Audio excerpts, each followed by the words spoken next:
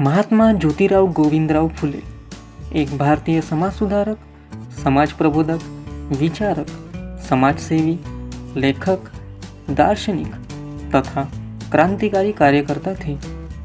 इन्हें महात्मा फुले एवं ज्योतिबा फुले के नाम से भी जाना जाता था। सितंबर 1863 में इन्होंने महाराष्ट्र में सत्य शोधक समाज नामक संस्था का गठन किया था। महिलाओं व दलितों के उत्थान के लिए इन्होंने अनेक कार्य किए।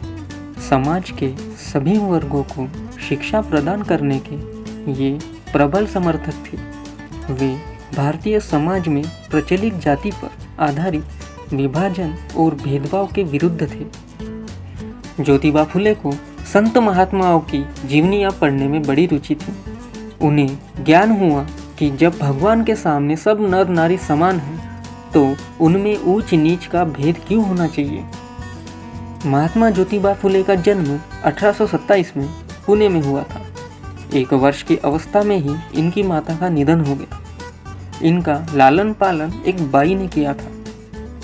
उनका परिवार कई पीढ़ी पहले सातारा से पुणे आकर फूलों के गजरे आदि बनाने का काम करने लगा था। माली के काम में लगे ये लोग फूले के नाम से जाने जाते थे।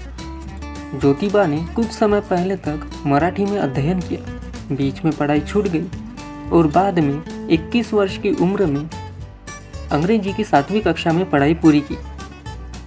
इनका विवाह 1840 में सावित्रीबाई से हुआ था, जो बाद में एक प्रसिद्ध समाजसेवी बनी। दलित व स्त्री शिक्षा के क्षेत्र में दोनों पति पत्नी ने मिलकर काम किया।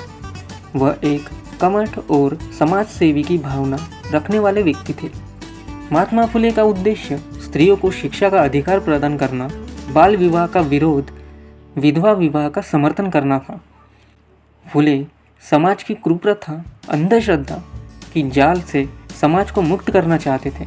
अपना संपूर्ण जीवन उन्होंने स्त्रियों को शिक्षा प्रदान करने में, स्त्रियों को उनके अधिकारों के प्रति जागरूक करने में व्यतीत किया। 19वीं सदी में स्त्रियों को शिक्षा नहीं दी जाती थी।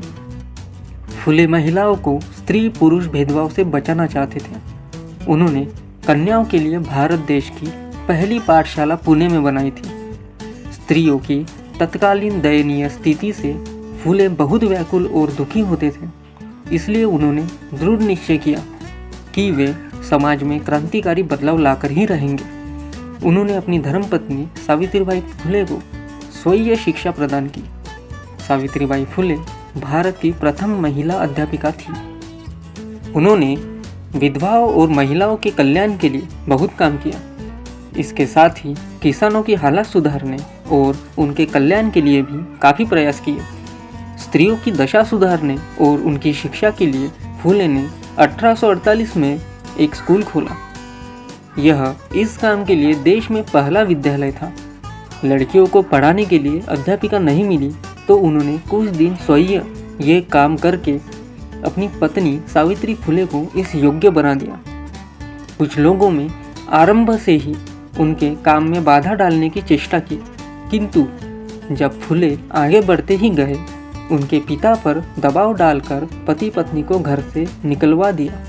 इससे कुछ समय के लिए उनका काम रुका अवश्य, पर शीघ्र ही उन्होंने एक के बाद एक बालिकाओं के 3 स्कूल खोल दिए। निर्धन तथा निर्बल वर्ग को न्याय दिलाने के लिए ज्योतिबा ने सत्य शोधक समाज 1863 में स्थापित किया। उनकी समाज सेवा देखकर 1888 में मुंबई की एक विशाल सभा में उन्हें महात्मा की उपाधि दी।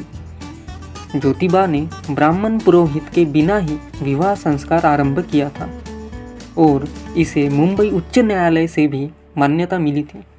वे बाल विवाह के विरोधी थे और विधवा विवाह के समर्थक थे। अपने जीवन काल में उन्होंने कई पुस्तकें भी लिखी। गुलामगिरी, तृतीय रत्न, छत्रपति शिवाजी, राजा भोसला का पखड़ा, किसान का कोड़ा, अछूतों की कैफियत। महात्मा ज्योतिबा व उनके संगठन के संघर्ष के कारण सरकार ने एग्रीकल्चर एक्ट पास किया। धर्म, समाज और परंपराओं के सत्य को सामने लाने हेतु उन्होंने अनेक पुस्तकें भी लिखी। ब्रिटिश सरकार द्वारा उपाधि 1883 में स्त्रियों को शिक्षा प्रदान कराने के महान कार्य के लिए उन्हें तत्कालीन ब्रिटिश भारत सरकार द्वारा स्त्री शिक्षण के आद्यजनक कहकर गौरव किया। 28 नवंबर 1890 में 63 साल की उम्र में पुणे में महात्मा ज्योतिबा फुले इनका निधन हुआ। महात्मा ज्योतिबा फुले के कार्य हम सदा याद रखेंगे और उनके विचार सदा अमर रहेंगे। दोस्तों, अगर आपको ये कहानी पसंद आए तो हमें लाइक और कमेंट करके ज़रूर बताएं और हमारे चैनल को सब्सक्राइब करना ना भूलें। Thank you.